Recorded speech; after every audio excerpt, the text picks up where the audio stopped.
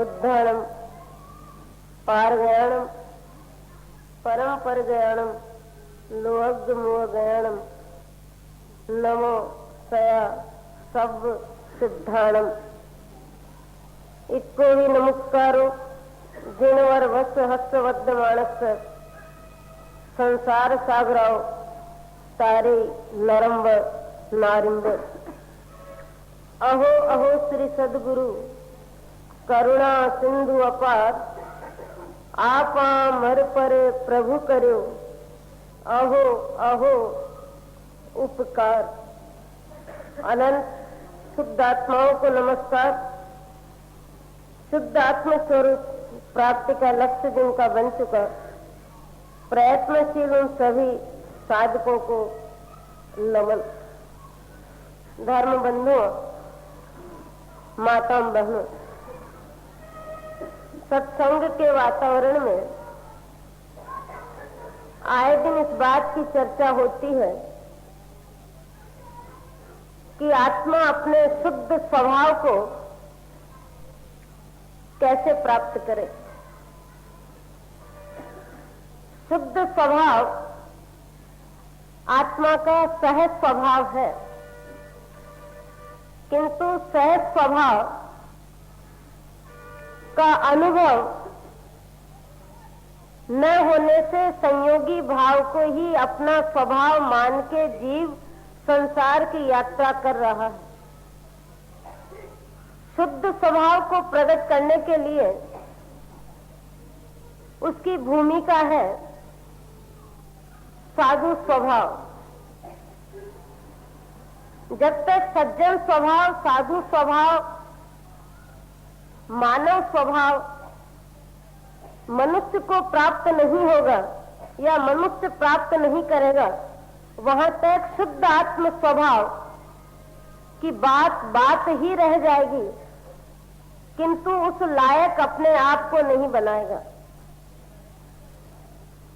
लायक बनाने की चिंता हमें अधिक करनी है और चिंता नहीं करनी है, उसके लिए पुरुषार्थ करना है।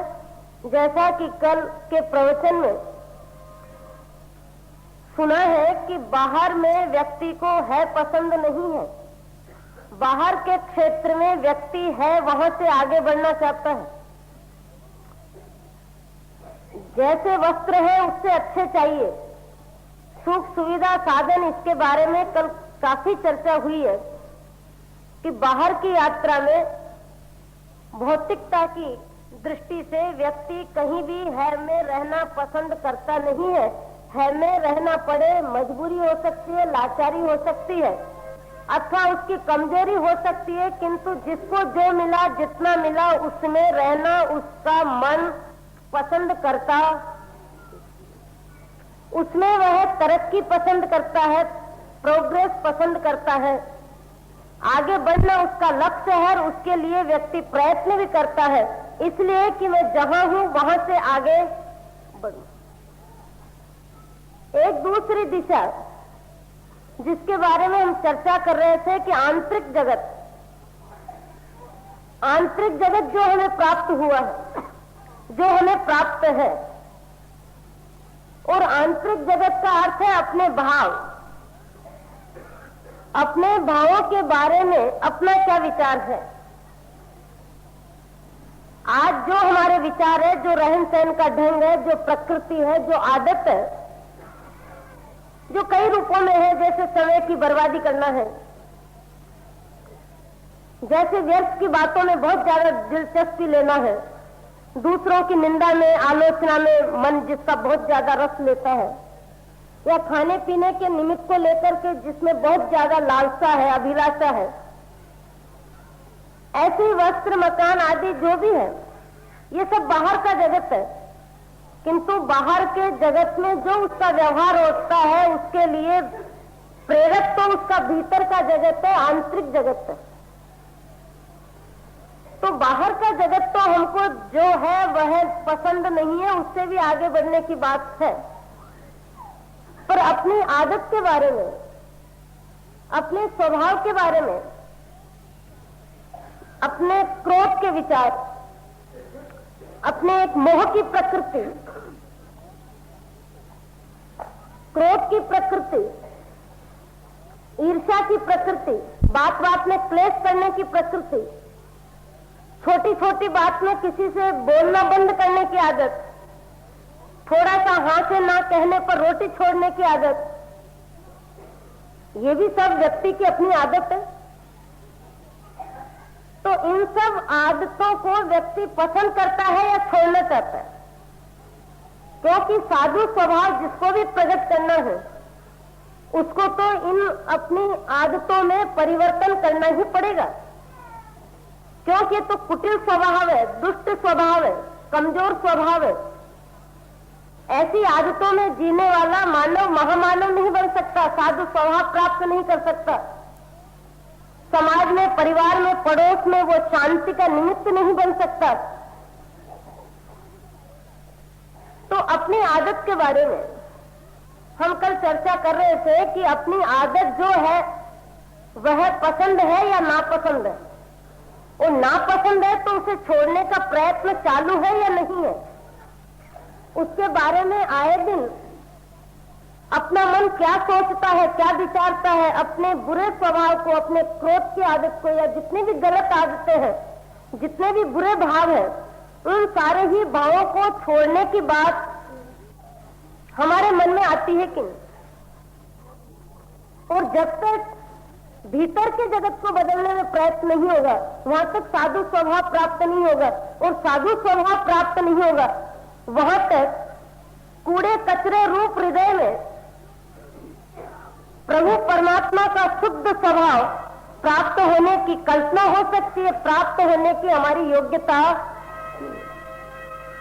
जैसे भगवान बुद्ध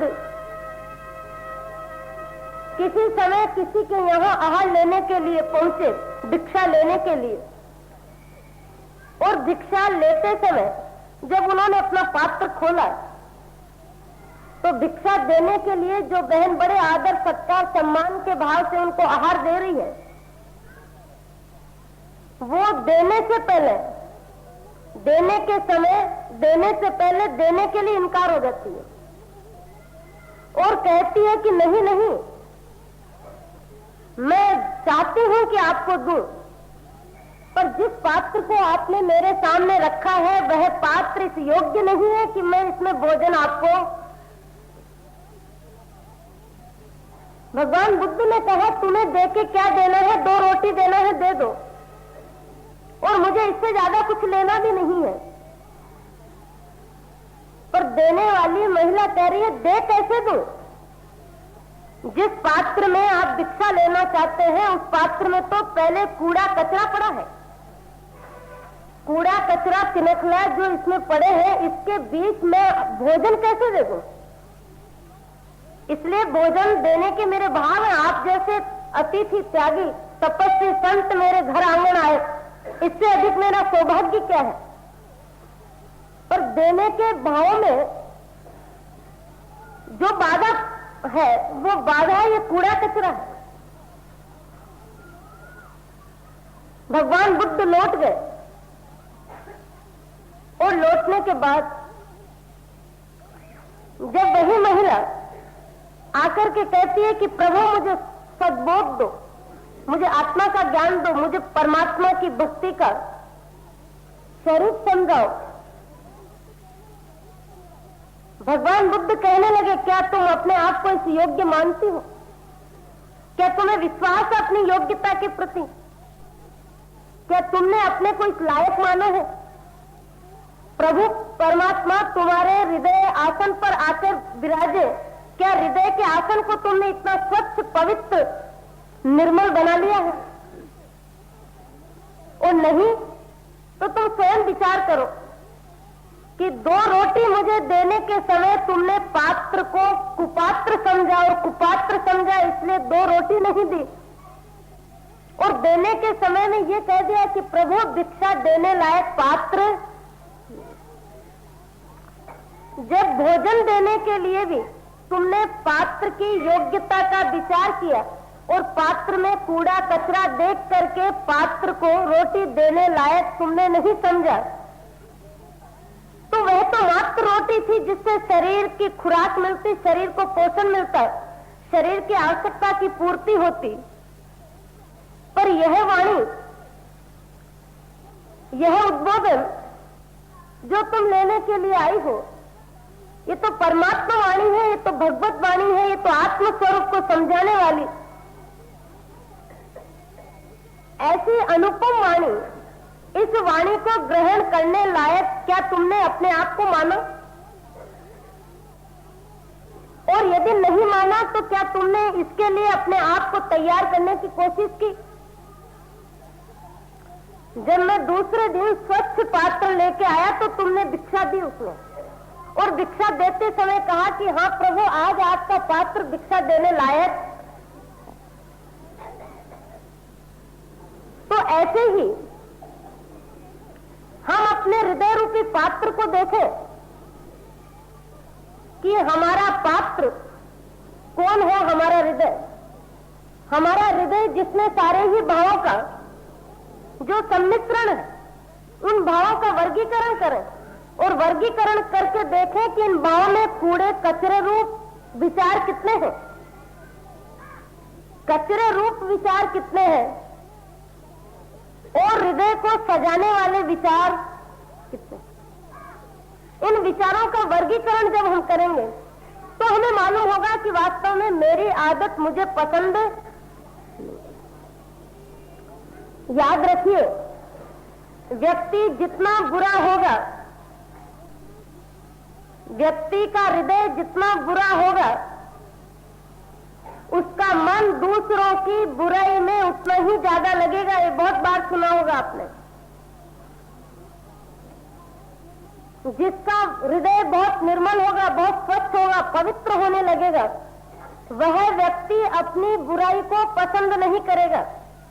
वह व्यक्ति अपनी बुराई को नापसंद करेगा और अपनी बुराई से ही उसका हृदय परेशान होता रहेगा। किसी और की बुराई से नहीं, अपनी ही बुराई से, अपनी ही आदत से, अपने ही स्वभाव से, और अपने स्वभाव की वजह से ही उसे मन में इस बात का बार बार दुख होगा कि मेरी कैसी प्रकृति है, ये कैसी आदत है जिसको छोड़ने की कोशिश करता हूं फिर भी पूरी तरह से बहुत जल्दी छूटती, और जिसको कोई भी अपनी बुरी आदत बुरी लगने लग जाती है, फिर व्यक्ति उस आदत को छोड़ने के लिए उस आदत के पीछे पड़ जाता है। जैसे कहा था ना, अरे साहब ये व्यक्ति तो मेरे पीछे हाथ धो के पड़ गया।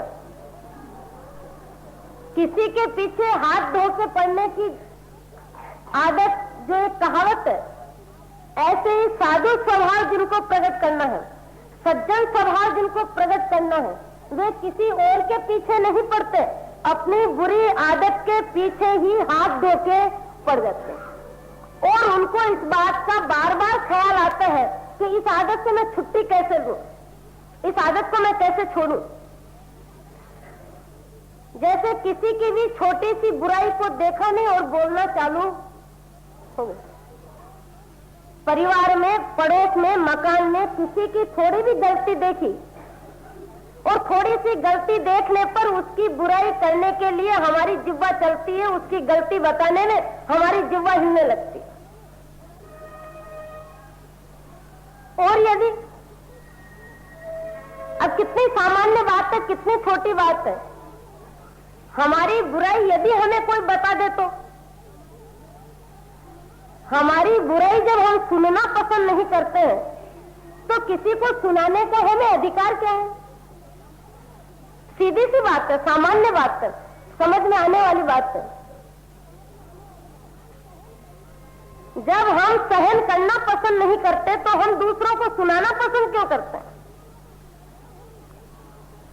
जब हम दूसरों के द्वारा अपमान को सहन नहीं कर सकते तो अपनी वाणी से, अपने व्यवहार से किसी का अपमान क्यों करते हैं? जब हमें दूसरों की बुरी आदत पसंद नहीं है तो हमें हमारी बुरी आदत पसंद क्यों है? दूसरों की आदत में बुराई दिखाई देती है तो क्या हमारी आदत में कोई बुराई नहीं है? क्या हम सर्वगुण संपन्न हो गए हैं? क्या कोई दुर्गुण हमारे में शेष नहीं रहा है?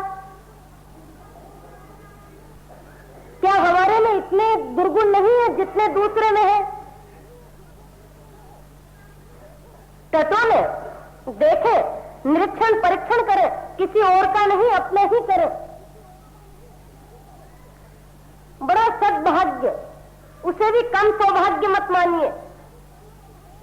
अपना दोष देखने की बुद्धि प्राप्त होना बहुत बड़ा सौभाग्य है,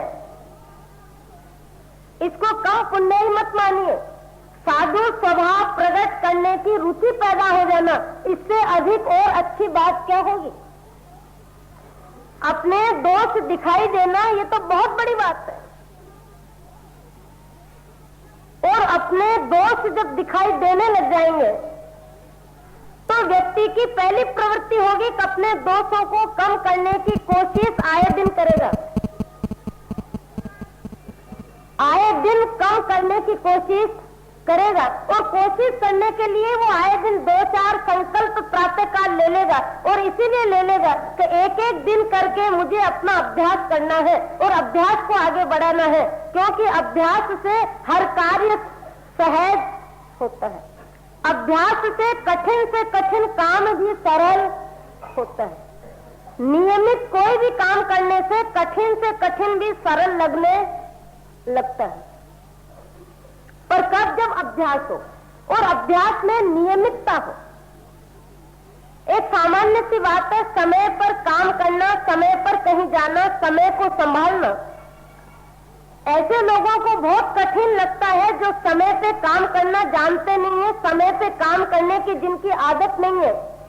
भले 2 मिनट की देर हो कि 10 मिनट की देर हो या 5 मिनट की देर हो, पर ठीक समय पे काम करना जिनकी आदत में नहीं है, उनके लिए समय पे काम करना एक बहुत बड़ी बात है। पर जिनकी आदत में समय के साथ चलने की आदत बन गई, उनको कभी उतावलापन नहीं होगा, उनको कभी अधैर्य नहीं होगा, उनको कभी हलचल मन में करनी नहीं पड़ेगी, क्योंकि उनकी व्यवस्था पहले से ऐसी व्यवस्थित रहती है कि समय से पहले ही समय के लिए व्यक्ति तैयार रहता है। तो ऐसा कैसे संभव हुआ? अभ्यास। हर कार्य के लिए अभ्यास की परम आवश्यकता है, और अभ्यास करने वाला व्यक्ति अभ्यास करते हुए उस कठिनाई का अनुभव भी करता है, और किसी किसी का संकल्प इतना मजबूत हो जाता है कि अपनी आदत को छोड़ने में फिर उसे जोर ही नहीं आता। ये संकल्प का बल ही तो है। जैसे त्याग तप, श्रावण मास में त्याग तप हर शहर हर गांव में, और जहां साधु साधियों का संयोग हो वह तो और भी अधिक। नियमित खाने पीने की आदत है कि नहीं? सवेरे से शाम तक दिन में 2, 4, 10 बार मुंह में कुछ न कुछ व्यक्ति डालता ही है, खाता ही है। पर जब उपवास का संकल्प कर लेता है तो संकल्प में इतना बल होता है कि परिवार के बीच में सारे सदस्य खाने पीने की क्रिया में लगे रहते हैं, किंतु जिसने उपवास कर लिया उसके संकल्प के बल का ये प्रत्यक्ष प्रभाव है कि खिला देगा, जरूरत पड़ने पर बना भी देगा, पुरस भी देगा, और खाने वाले के पास में भी खड़ा रह जाएगा। फिर भी उसको खाने की इच्छा नहीं होगी, खाने का मन नहीं होगा, खाने की तरफ मन नहीं जाएगा। कितने युवक, कितनी युवतियां जिन्होंने 28 तक के लिए उपवास चालू किए हैं, जिनको आज 4था दिन है, क्या उनके घर में खाना पीना नहीं बन रहा? सब कुछ हो रहा है, पर संकल्प का एक बल है, और संकल्प का इतना बल कि जिससे व्यक्ति का मन बिल्कुल एक बार अनुशासन में आ जाता है। एक व्यक्ति जिनका नाम ही उनकी आदत के अनुसार ही गिर गया, आदत के अनुसार ही उनका नाम परिवार, समाज, पड़ोसियों ने दे दिया, और ऐसे व्यक्ति ढलती उम्र में 40-50 से भी ऊपर जिनकी उम्र होगी, परिवार और पड़ोस के लोगों ने कहा कि अब ढलती उम्र है, कम से कम अब तो अपने मन को बदलो, अपनी संपत्ति का कुछ तो सदुपयोग करो, दूसरों के हित में लगाओ, इसको तीर्थ यात्रा में लगाओ, कहीं दानशाला बनाओ, कहीं कुछ करो। जीवन जा रहा है, जाने से पहले कुछ कर सको तो कर लो।